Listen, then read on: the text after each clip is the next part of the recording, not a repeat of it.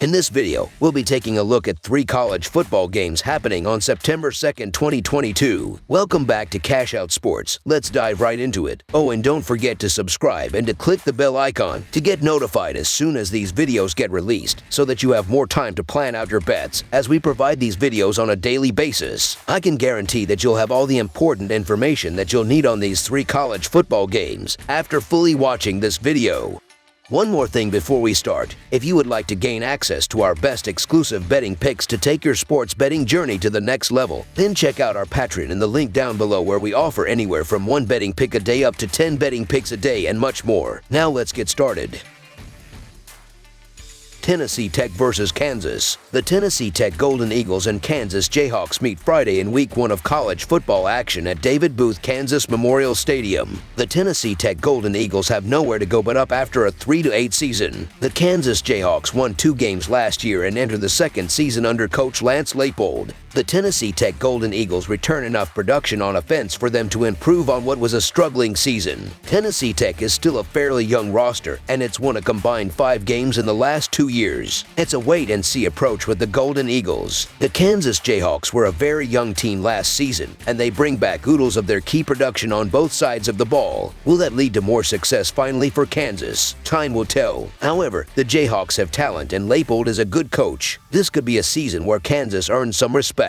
The Tennessee Tech Golden Eagles has done little to nothing these last couple of years, and they're still a fairly young roster. It's likely going to be another rough year for the Golden Eagles. The Kansas Jayhawks still don't get much respect nationally, but they've improved these last 2 seasons, and they're heading in the right direction. Kansas still has a ways to go, but this isn't the same punching bag from years ago. I expect Kansas to have a field day in this contest, so the Kansas Jayhawks to win and cover the spread as favorites is our full game side pick. The Tennessee Tech Golden Eagles averaged 18 points and 301.3 yards per game last season. Tennessee Tech allowed an average of 32 points and 365.8 yards per game last season. Willie Miller returns at quarterback after throwing for 600 yards, 5 touchdowns, and 7 interceptions. Clinton Cross and David Gist are a returning receiving duo that combined 700 yards and 4 touchdowns, while Colton Dooley had 40 rushing yards on 11 carries. Defensively, Josh Williford returns after leading Tennessee Tech with 69 tackles. Devin Squires had 2.5 sacks and Seth Carlisle had 1 interception. The Kansas Jayhawks averaged 21 points and 324.2 yards per game last season. Kansas allowed an average of 42 points and 486.3 yards per game last season. Jason Bean returns at quarterback after throwing for 1,200 yards, 6 touchdowns, and 6 interceptions. Trevor Wilson and Luke Grimm are a returning receiving duo that combined 700 yards and 4 touchdowns, while Devin Neal led the Jayhawks with 700 rushing yards and 8 touchdowns. Defensively, Kenny Logan Jr. returns after leading Kansas with 111 tackles. Zion DeBose had 1.5 sacks and Jacoby Bryant had 2 interceptions. Under the projected total is our full game total pick.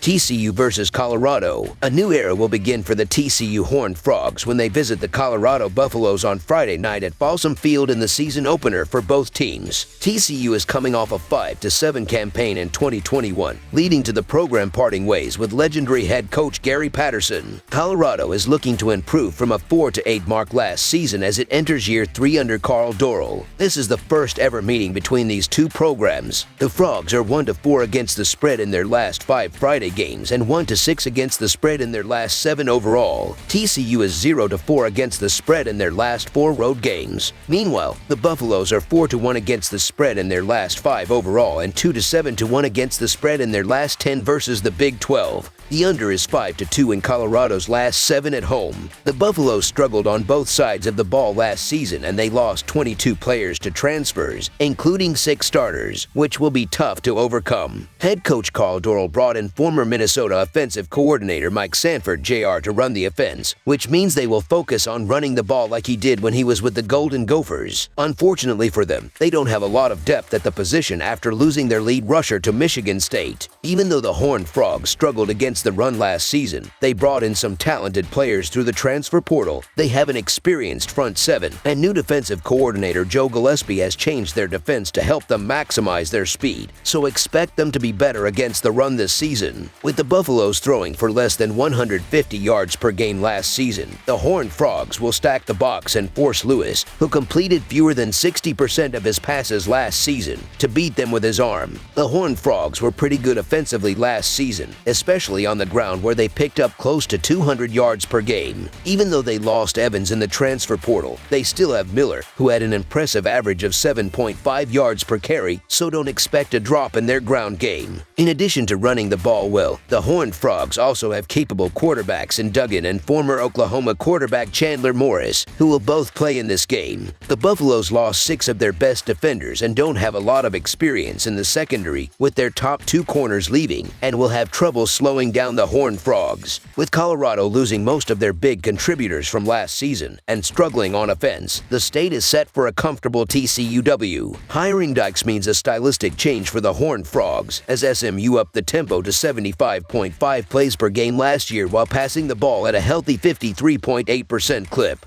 It's not like the Colorado defense was particularly good last year, and it lost a lot of production with linebacker Carson Wells now in the NFL and standout defensive back Mark Perry transferring to TCU. This TCU defense has a long way to go after allowing a horrendous 7.3 yards per play last year, and Dykes' previous teams haven't been good on that side of the ball typically. The Horned Frogs averaged 29 points per game last season. They do a great job running the ball and will have a better passing game than they did last season. The Buffaloes struggled defensively last season against the run and pass and lost some of their best defensive players, so expect the Horned Frogs to put up close to 30 points on them. The Buffaloes averaged 19 points per game last season. Even though they will struggle again this season, they have a lot of experience at the receiver position and a quarterback with a big arm going up against a secondary that gave up close to 300 yards per game last season and will score enough points to push the score past the total. There will be many snaps in this game and we'll see a poor defensive performance. Over the projected total is our full game total pick.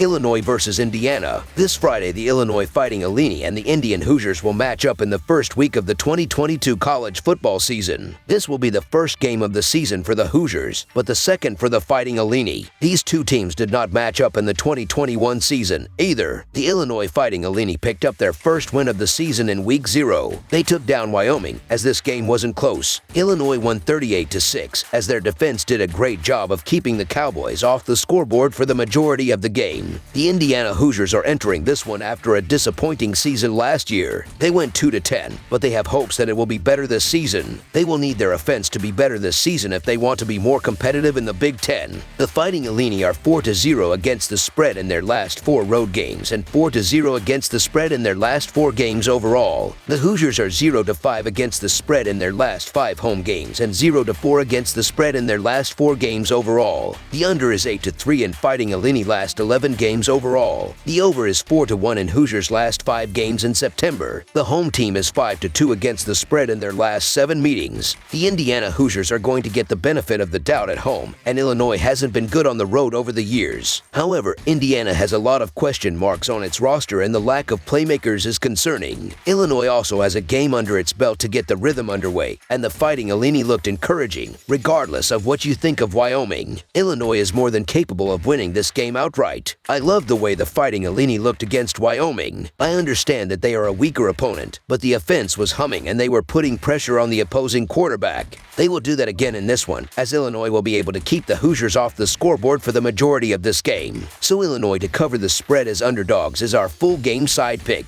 Illinois looked lethal on the offensive side of the field in Week 0 of this season, and I see them going off again in this one. Indians stunk on the defensive side of the ball last season, and I don't see any changes that will turn them into an elite defensive program this year. They gave up 33 points per game in 2021, as I see the Fighting Illini attacking them through the air and the ground. Chase Brown ran for 151 yards and 2 touchdowns last week, as the Illinois offense line looked great. Tommy DeVito also looked solid as he threw for 194 yards and 2 touchdowns. Now, I also see the Hoosiers adding enough points to this total to reach the over. They scored 17 points per game in 2021, and I don't think the Illinois defense is as good as they looked last week. They gave up 366 yards of offense per game in 2021, as the Hoosiers will be able to consistently move the ball down the field. Indiana showed that they could run the ball last season, and they have multiple injured players returning. I also like what both teams did in the transfer portal, as I only see both offenses getting stronger. Illinois showed the ability to score the ball as they were able to put up 38 points last week against the Wyoming Cowboys. Looking at last season's numbers, Indiana's defense is not going to be too hot, and that means good ability to put up points against them. Looking at the Indiana offense, it is extremely difficult to prepare defensively for them, and having this in the first game of the season can surprise the Fighting Illini defense and put up some points. Over the projected total is our full game total pick.